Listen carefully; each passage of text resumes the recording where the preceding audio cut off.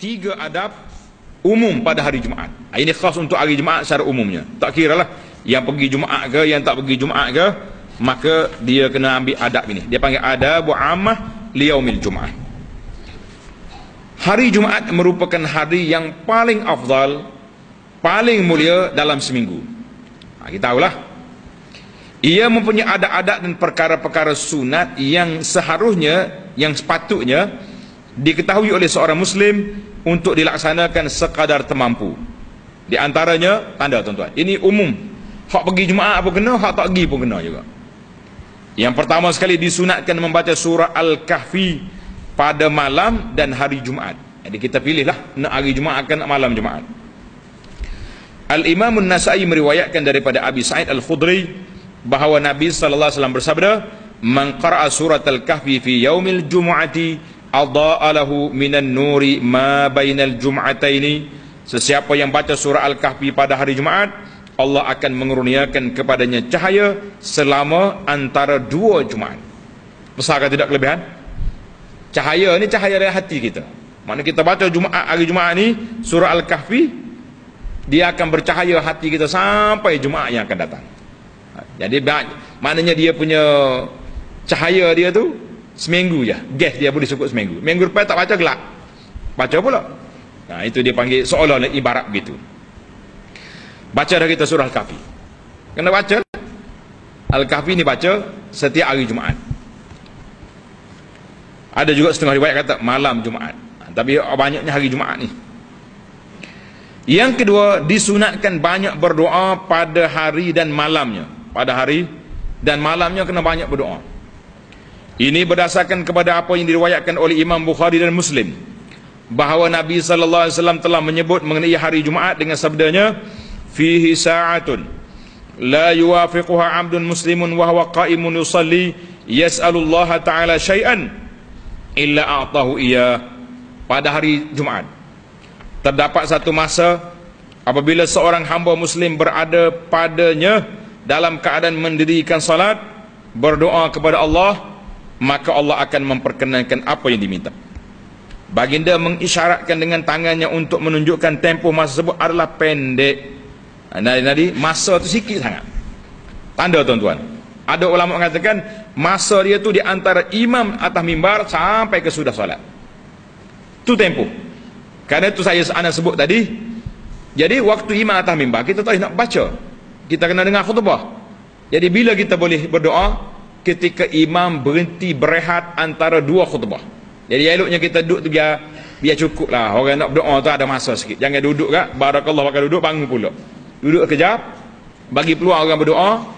Para Bilal stop daripada duduk baca selawat ataupun doa tu. Berilah peluang kepada para makmum berdoa untuk diri masing-masing. Dan satu lagi, di akhir petang hari Jumaat. Elok benarlah petang Jumaat ni tak usah duduk pergi pasar petang lah. Tak usah duduk pergi pasar petang. Kita mari awal ke masjid, masuk dalam masjid awal-awal lagi kita duduk berdoa situ. Baca zikir petang dan kita bermunajat kepada Allah Azza wa Jalla, kerana waktu itu di antara waktu mustajab doa, insya-Allah taala. Kalau kebetulan pula waktu tu bulan Ramadan, bertambah lagi. Ramadan dekat nak buka puasa, petang Jumaat 3 darjat. Darjat apa? Darjat nak qabul doa kita, insya-Allah. Yang ketiga, yusannul ikthar minas salati ala nabi sallallahu alaihi wasallam. Disunatkan banyak berselawat ke atas Nabi sallallahu alaihi wasallam pada hari Jumaat dan malamnya. Karena itulah anak duk kempen. Kita kata, "Hei para jemaah sekalian, bila sebut malam Jumaat, ingat malam Jumaat, ingat apa? Ingat selawat. Malam Jumaat, malam selawat. Bolah duk mahal lama tu. Malam Jumaat sengih suka. Enggak boleh sengih suka. Nah, apa tak ada kerja lain atas dunia ni. Jadi malam Jumaat kita tak malam selawat. Pasal apa? Tengok hadis Nabi sallallahu alaihi wasallam bersabda, yang diriwayat oleh Abu Daud dan lainnya dengan sanad yang sahih, "Inna min afdali ayyamikum yaumal jum'ati fa aktsiru alayya minas salati fi fa inna salatakum ma'rudatun alayya." Sesungguhnya hari yang paling afdal, yang paling mulia ialah hari Jumaat. Oleh itu perbanyakkanlah selawat ke atasku pada hari tersebut, kerana selawat kamu ke atasku dibentangkan kepadaku. Bila kita selawat ke Nabi sallallahu alaihi wasallam, selawat itu dibawa kepada Nabi. Jadi alhamdulillah ana dah bagi kepada para jemaah sekalian risalah tentang lafaz-lafaz selawat yang sahih. Ada lagi risalah tu? Kau hilang habis dah. Kalau hilang tu tak baca. Waktu ya tak. Jadi selawat tu kita jadikan dalam saya kumpul itu 8 riwayat yang sahih. Jadi kalau tuan-tuan boleh baca 10 kali malam Jumaat, 10 kali 8, 80 kali. Kaya tak kaya kita? Hari Jumaat pula baca 10 kali. Saya letak yang paling rendah dah tu. Eloknya 100 selawat, satu selawat tu 100 kali. Boleh 800. Kaya ke tidak? Insya-Allah taala terpulanglah kepada kita masing-masing. Nak kaya ke nak miskin, kita yang buat persiapan. Bila orang usul kubur, tak boleh nak minta dengan siapa-siapa dah.